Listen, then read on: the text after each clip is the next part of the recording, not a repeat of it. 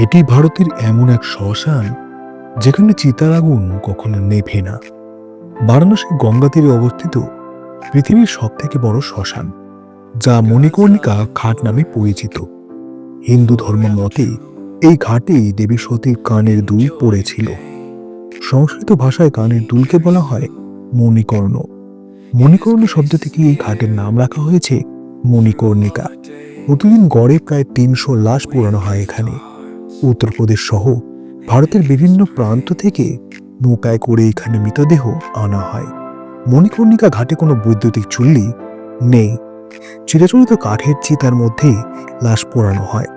মানুষের বিশ্বাস, এই শ্মশানে শবদাহ করলে মৃত ব্যক্তি মোক্ষ লাভ করে, কারণ কাশীতে স্বয়ং বিশ্বনাথ শিব বিরাজমান।